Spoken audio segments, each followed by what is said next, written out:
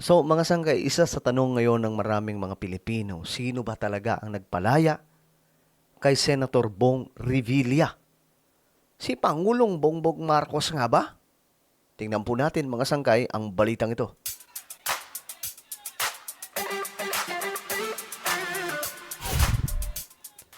Yo guys, what's up? This is me. We are back dito sa ating YouTube channel at ito nga po mga sangkay, pag-uusapan po natin ngayon itong matinding usapin patungkol po sa paglaya pansamantala ni former Senator Bong Revilla.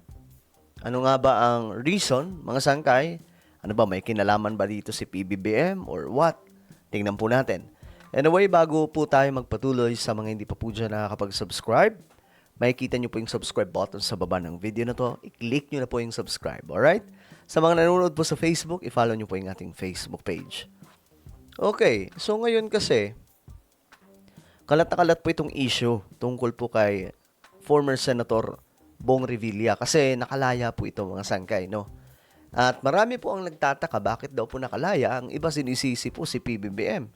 Eh ang tanong dyan mga sangkay, ano ba, chismis lang ba yan na si PBBM ang palaya o may katotohanan nga ba mga sangkay?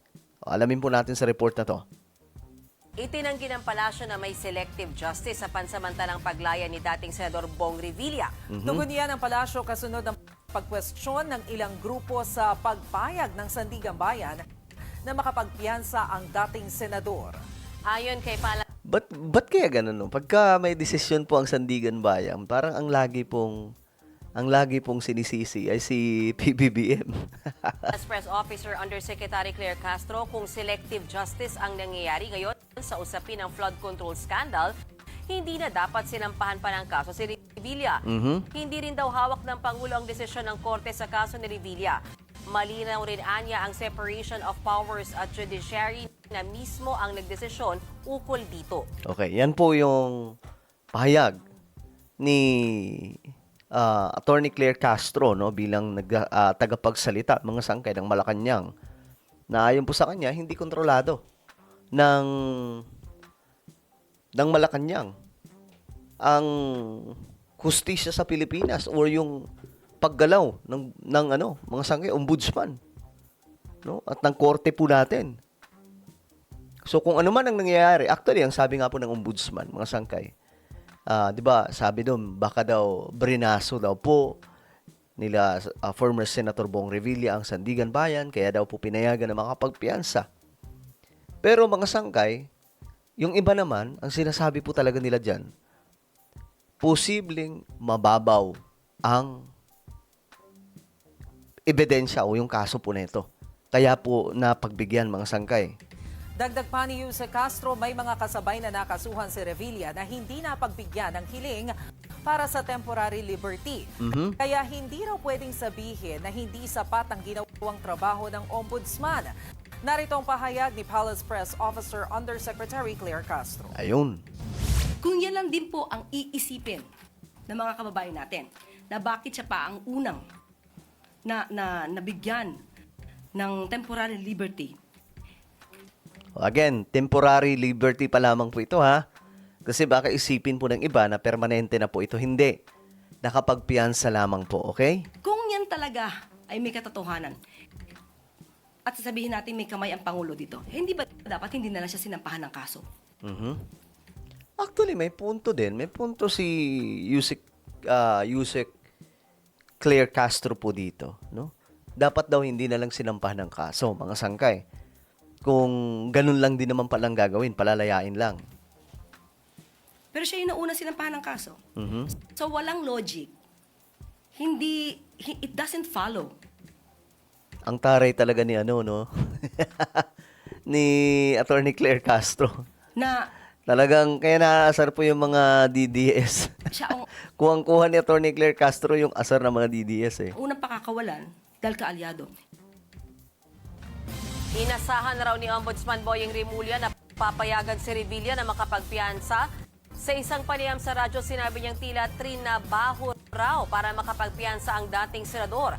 Hindi naman sinabi ni Rimulya kung sino ang pininiwalaan niyang trumabaho dito. Pero giit niya, Gagamitin nila ang lahat ng remedyo para mapatunayang malakas ang ebidensya laban sa dating senador. Ito ang pahayag ni Ombudsman Boyeng Rimulya. Ayan, ito maganda to. Kasi we predicted this to happen. Alam na namin to, binabanggit ko na sa iyo, Pao, to. I was mentioning this in one of our lunches na mangyayari yan. Meron talaga mangyayari na mukhang tinatrabaho na magkaroon ng grant of bail. Pero that's only a battle. We have to win the war as a country. Itong gerang to, bansa ito, na nakikipaglaban na para sa kanyang survival. Pero alam nyo mga sangka, itong si Rimulya, no, may ano din talaga eh. Well, may mga nagagalit kasi syempre ang nag-appoint sa kanya, mga sangka, 'di ba? Si PBBM. Pero marami po siyang sinasabi po talaga na may mga punto. No, halimbawa na lang yung isiniwalat niya mga sangka na maging ang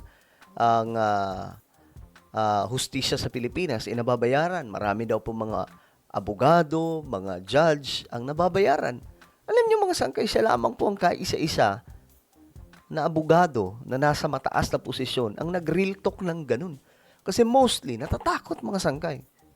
No, itong si Rimulya ay very vocal. At eto, mga sangkay, talagang kahit nga po si former Speaker Martin Romualdez, di ba? Talagang dinudot-dot niya. So we just need the country to help us.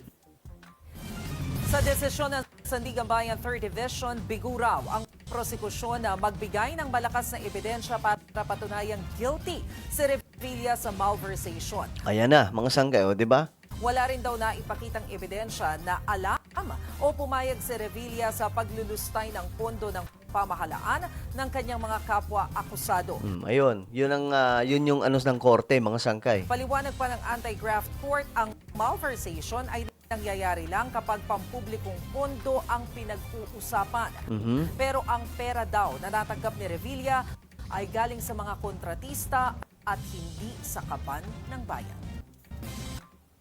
Kung yun ang palusot, so okay lang pala yun. Galing yung pera, idadaan lang po sa kontratista yung pera, tapos bigay sa mga politiko. Pwede pala yun, magsangkay, pambira talaga. Ikaw naman ang nagko-cover nito. Oo, mag-umpisa. Sige. Hindi ba ang nakakagulat dito, parang sampal kasi siya, 'di ba? Doon sa administration kasi matatandaan natin ilang beses paulit-ulit na sinasabi ng Malacanang na kaya ang bagal magsampa ng kaso against dun sa mga involved sa anomalies ng flood control project dahil pinag-aaralan and they want to make sure na merong ebidensya. At air Actually, mga sangkay, tight. Di ba? may punto po yung mga news anchor. Tight. Oo. Pero ang nangyari ngayon, kung ganun pala yung basis bago magsampa ng kaso, paanong nangyari na yung mismong Sandigan Bayan ang nagpumayag kay dating Senador Bong Revilla na makapagpiyansa sa isang kaso na non-bailable supposedly Okay. dahil lang sinasabi ng Sandigan Bayan, wala kayong ebidensya para sabihin na guilty si Senador Bong Revilla dito sa pinaparatang na anomalya sa Pandi, Bulacan. Ayun. Context lang, even if napiyansahan itong kasong malversation ni Senator Bong Revilla, that case persists ha. Andun pa rin siya, mga kapatid, at least para dun sa, hindi, laya lang siya, kumbaga, habang dinidinig ang Exactly. kaso, hindi siya nakakulong. Exactly. Diba? Pero nandyan oo. yung kaso. And siguro, dagdagan ko na rin, naalala ko kasi sabi ni Bukay, wala talagang non-bailable. Kasi, pwede mo ka naman talagang hindi lang siya yung, pag lumabas yung warrant of arrest, pwede ka mag-bail. Hindi ganun yung malversation tsaka plunder. Pero, pwede talagang mag-request yung kampo mo na i-bail siya kapag ganito nga, na may mga butas sa prosekusyon. Yes. So, yun ang nangyari pala. So, yun pa yung sinasabi ng mga reporter na ito, mga sangkay, na possible po talaga. Well, sinabi rin naman ng korte, mahina daw po yung ebidensya. Kaya napagbigyan na makapagpiyansa. So, pero kayo mga sangkay, kung kayo ang tatanungin dyan, ano ba ang inyong opinion dyan? No, kasi marami po talagang nagulat at hindi ko rin naman po masisi yung iba kung bakit tumaas yung kilay at sasabihin nila, ano ba naman nangyayari? Bakit gano'n? Nakala ko ba seryoso yung pamahalaan, mga sangkay? Pero, well, korte ang nagsabi, hindi po Malacanang, no, na medyo malabnaw ang ebidensya. Pero kayo, ano po ang opinion nyo dito, guys? Comment down below. Mayroon tayong YouTube channel, mga sangkay. Ito po ay Sangkay Revelation. Magaganda po yung topic natin dito. Related po ito sa Bible prophecy. Nako, marami kayong matututunan dito. Alright, hanapin nyo po ito sa YouTube ngayon din. Kapag nakita nyo na, i-click nyo po yung subscribe, i-click ang bell, at i-click nyo po yung all. So, ako na po ay magpapaalam. Mag-iingat pong lahat. God bless everyone.